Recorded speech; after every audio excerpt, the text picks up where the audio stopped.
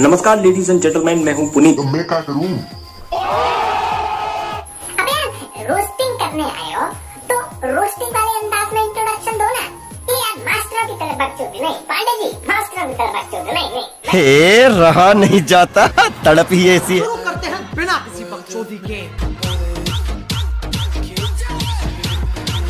अच्छा अरे साले उस काम में ना तो हम गोल्ड मेडलिस्ट हैं, पर लोग यूं कहेंगे कि साला कॉपी करता है, गाली देता है, इस चक्कर में छोड़ देते हैं। लेकिन तुम जब कह रहे हो तो हम बता ही देते हैं।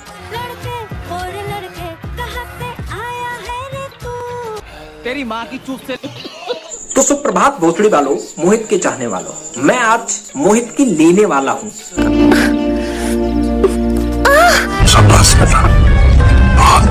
और जो तुम समझ रहे हो वो नहीं, करियर की लेने वाला हूँ। क्योंकि आजकल हर एक चूतियों को ऐसा लगता है कि जो भी सरकार हो उसे पेलते रहो, तो हमारी विपक्ष में जगह पक्की हो जाएगी।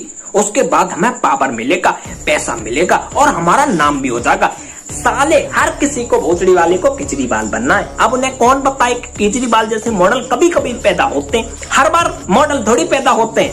कौन समझा भोसड़ी वालों को? सबसे पहले इस मॉडल पे काम किया था हमारे कन्हैया लाल ने। ये साले इतने नीच हैं जे सत्ता पाने के चक्कर में अपने देश को भी बेच सकते हैं।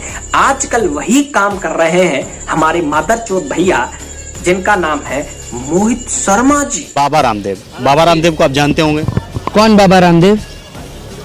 मैं नहीं जानता। इतने बड़े बाबा हैं, इतनी बड़ी कंपनी के ओनर हैं। राम रहीम भी था, आसाराम भी था, बिजनेसमैन बोलिए ना। उनकी तो बात नहीं करे जो पतंजलि का जो प्रचार वगैरह करते हैं। जी। लड़के और लड़के कहाँ से आया है रे तू? तेरी माँ की चूप से।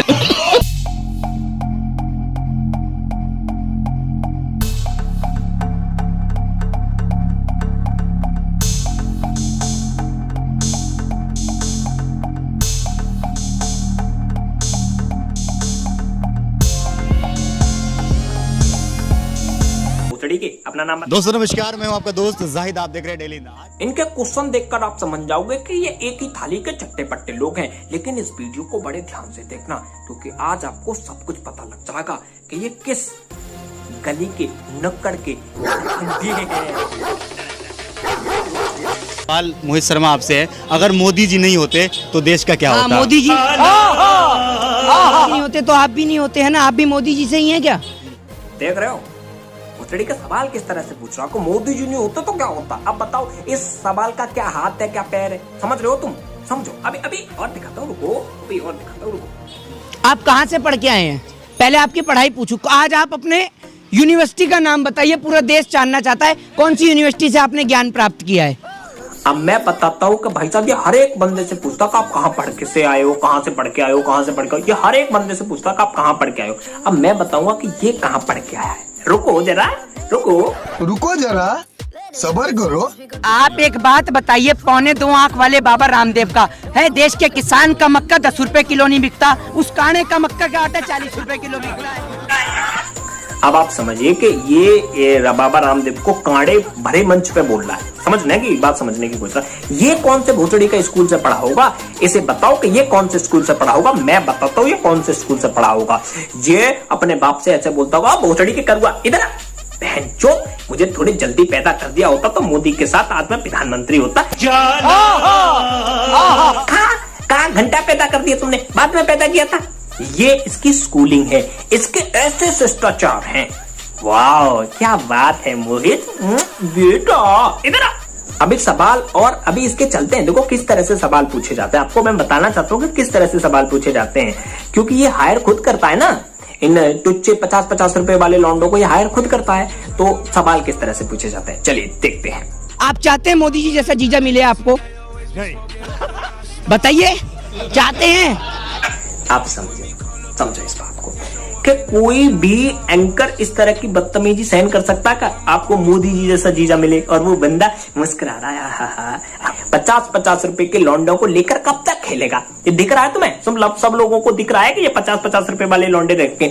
सबसे खतरनाक राज की बात अब मैं जो तुम्हें दिखाने वाला हूं वो है इसकी औकात। एक्चुअल में इसकी औकात जो इसके साथ जो टीवी एंकर होते हैं ना, जो इसने खरीदे रहे होते हैं, जिनके चैनलों का नाम आता पता कोई जानता तक नहीं है, वो जो चैनल इसने खरीदे होते हैं ना, उनका सबसे बड़ा पर्दाफाश मैं आप करने वाला हूं। इस क्लिप को बड़े ध्यान से सुनना मेरे दोस्त, ठीक है?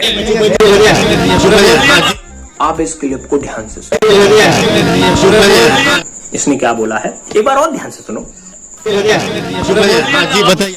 एक चुप रह जा। क्या भोसड़ी के 50-50 रुपए के लौंडे पकड़ के लाए हैं और इनके अंगा जो मोदी की बुराई कर रहा है, ये इसकी औकात साले की। 50-50 रुपए की मीडिया के बंदे चूतिया लंड खड़े कर दिए इसने। फिर भी ये पूछते रहते हैं अनल भैया मोदी को ये कर दो, मोदी को वो कर दो। ये इसकी सच्चाई। इस पे क्या रोस्टिंग करी जाए बताइए? क्या रोस्टिंग करी जाए? ऐसे टुच्चे लेवल के आदमियों को जो अपनी ही मार्केट वैल्यू बढ़ाने के लिए अपना ही पैसा खर्च करके 50-50 रुपए के लौंडे खरीद लेता है, लेकिन फिर भी इसकी तसल्ली के लिए मैं इसके कुछ सवालों का जवाब जरूर देना चाहूंगा। तो तब तक के लिए देखते रहिए सिर्फ पुनीत तक।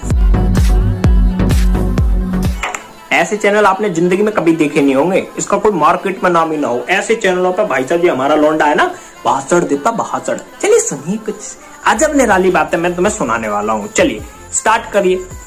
बहन बेटियों की इज्जत आबरू सुरक्षित नहीं है तो ऐसा उत्तर प्रदेश का मॉडल हमें कहीं और नहीं चाहिए। और अगर आपने बंगाल के बजाय, बिहार के बजाय, चुनाव प्रचार करने के बजाय अगर आपने उत्तर प्रदेश पे ध्यान दिया होता ना, तो आज ये उत्तर प्रदेश नहीं, ये उत्तम प्रदेश बन गया होता। लेकिन आप समझिए इस बात को कि इसने आदित्यनाथ योगी के बारे में कहा, ये बदतर प्रदेश बन चुका है। कोरोना के इस महाकाल में सबको पता है कि बदतर प्रदेश कौन बन चुका है।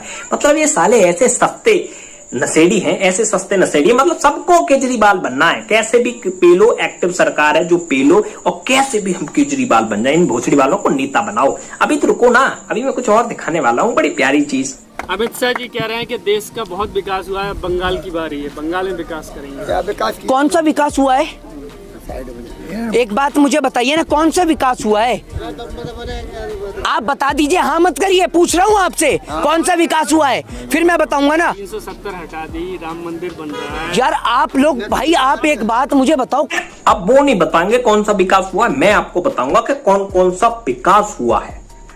मैं कुछ बहुत मोटे मोटे काम गिनाना चाहता हूं। सबसे पहले make in India, digital India. आज जो आप डिजिटल इंडिया, हर घर में फोन है, उसकी वजह क्या है? सिर्फ मोदी। उसकी वजह सिर्फ मोदी है। जो आज घर में, हर एक घर में फोन है, नेट आपको इतना सस्ता मिल रहा है, उसकी वजह सिर्फ मोदी है। दूसरा जीएसटी का मतलब आपको समझ में आया? तो मैं सिंपल करके बता दूं कि पहले जो अमीर था वो अमीर होता जा रहा था, जो गरीब था वो गरीब होता जा रहा था। इसको मद्देनजर रखते हुए इसके बीच में जो रेखा खींची गई थी वो थी जीएसटी। अगर आपको इकोनॉमिक्स का ई आता होता ना तो आप जीएसटी के बारे में विरोध नहीं करते। तीसरा, करेंसी चेंज कर पाई। ये बहुत बड़ा मुद्दा था, बहुत बड़ा मुद्दा था, लेकिन इतना खतरनाक फैसला सिर्फ मोदी कर सकता है। तीसरा, 100 स्मार्ट सिटियां बनानी थी, 100 स्मार्ट सिटियां बनाई, लेकिन 35 स्मार्ट सिटियों में काम चलना स्टार्ट हुआ, तभी लग गया कोरोना। वो एक बैड लक था कि ये काम कंप्लीट नहीं हो पाया। आप अपने ही देश में, हिंदू अपने ही देश में अपने भगवान को पूज नहीं सकते। वो हक किसने दिलाया? सिर्फ मोदी ने। वो अब ये कहते हैं कि भाई साहब मोदी, जब 2014 में जब सरकार स्टार्ट हुई थी, मोदी सरकार जब स्टार्ट हुई थी, तो इनकी सबसे पहली बात थी कि अगर दम है तो राम मंदिर बनवा के दिखाओ। जब राम मंदिर बनवा दिया तब मोहित, बेटा इधर आओ, मोहित, हाँ, इस मोहित के क्या जवाब थे? तो सरकार ने नहीं बनवाया राम मंदिर कोर्ट ने बनवाया है। ये बात आप समझिए और दोबारा मत बोलिएगा। मोदी ने थोड़ी राम मंदिर बनवाया था, मोदी ने, कोर्ट ने बनवाया था। तो भोसड़ी वाले इसको ये पूछो कि 60 साल से तेरा बाप कोर्ट चला रहा था, है ना? 60 साल से क्यों नहीं बन गया था कोर्ट? हिंदू अपने भगवान की पूजा अपने मन से नहीं कर सकते। ये हक किसने दिलवाया जी? नहीं, किसने दिलवाया? कोर्ट ने। कोर्ट 60 साल पहले भी तो कोर्ट था, 60 साल से सरकार थी, उसने क्या दिलवाया है? क्या दिलवाया बताओ? अपने ही देश में आप अपनी जगह नहीं खरीद सकते। अपने ही देश में आप, एक ऐसा हिस्सा था जहां आप ढंग से जा भी नहीं सकते, वहां पर फौजियों को पीटा जाता था, लेकिन कुछ प्रोटोकॉल ऐसे थे कि फौजी रिएक्शन नहीं कर सकते थे। जो फौजी लोग हैं वहां पर रिएक्शन नहीं कर सकते थे। उससे आजादी किसने दिलाई? बेटा मोहित, किसने दिलाई थी? बेटा किसने दिलाई थी? तेरे बाप ने, मोदी ने दिलाई। अबे CAA कानून किसने पारित किया? किसने? है ना? तुम्हारे बाप मोदी जी ने, है ना? लेकिन तुम्हारे पास एक ही मुद्दा बच जाता है। वो कौन सा मुद्दा बच जाता है? भाई साहब महंगाई बढ़ाती, महंगाई बढ़ाती, महंगाई बढ़ाती, प्राइवेटाइजेशन कर दिया, प्राइवेटाइजेशन कर दिया, प्राइवेटाइजेशन कर दिया, महंगाई बढ़ा दी, प्राइवेटाइजेशन कर दिया, महंगाई बढ़ा दी, प्राइवेटाइजेशन। इसके अलावा कोई और मुद्दा है आपके पास? जितने भर भी वादे उन्होंने किए थे, जितने भर भी वादे किए थे, सब पूरे किए। लेकिन सबका मुद्दा क्या है? महंगाई क्यों बढ़ाती? प्याज 80 रुपए क्यों किलो करती भैया? हमको आजादी मन दो, हमें प्याज 5 रुपए किलो चाहिए, हमें गुलाम बना के रखो, हमें कोई फर्क नहीं पड़ता, लेकिन हमें प्याज 5 रुपए किलो चाहिए। इसलिए मोदी लाया था, इसलिए मोदी को लाया था। और अगर बात करें हम महंगाई की, तो देश में इतनी ज्यादा टेक्नोलॉजी बढ़ रही है, तो उसके हिसाब से उसके संसाधन भी बढ़ेंगे। तो भाई सिंपल सी बात है, जब संसाधन बढ़ेंगे तो महंगाई ऑटोमेटिकली बढ़ेगी। तो उसमें कहने वाली क्या बात है? मेरा मुद्दा इस बात का था मेरे दोस्त कि सरकार का विरोध आप कर सकते हैं, आपका हक है, लेकिन ऐसे टुच्चे लेवल के इंसानों से नहीं जो मीडिया अपने आप खरीदते हैं और फिर अपने आप को सत्ता में लाने के लिए गंदी गंदी बातें करते हैं। एक रेपुटेड इंसान को गाली देना, ये इनकी सभ्यता है। एक काड़ा कहना, भेड़ा कहना, ये कौन सी सभ्यता है? बस मैं ये कहना चाहती हूँ, कौन सी सभ्यता है? इसीलिए मैंने इस मोहित शर्मा को रोस्ट किया। मुझे बड़ा अच्छा लगा इसको रोस्ट करके, क्योंकि ये सिवाय सत्ता के लिए, सिर्फ मतलब सत्ता के लिए ही सिर्फ इस पॉलिटिक्स में आना चाहता है। इसका कोई पर्सनल मुद्दा नहीं है, इससे कोई मोदी को मतलब नहीं है, इसको किसी से कोई मतलब नहीं है। बस इसको मतलब है कि मैं कैसे भी सत्ता में आऊं। हर बंदा भोसड़ी का आजकल केजरीवाल बनना चाहता है, ऐसा कैसे हो सकता है? समझिए इस बात को। तो ऐसे महाचूतियों से थोड़ा सा दूरी बना के रखिए और समझिए इन चूतियों के इसके पीछे का राज समझिए। आई होप आपको ये वीडियो पसंद आई होगी। पसंद आई हो तो लाइक करना, शेयर करना। तब तक के लिए आप खुश रहिए, घर पे रहिए। मिलते हैं किसी नेक्स्ट वीडियो में, तब तक के लिए नमस्कार।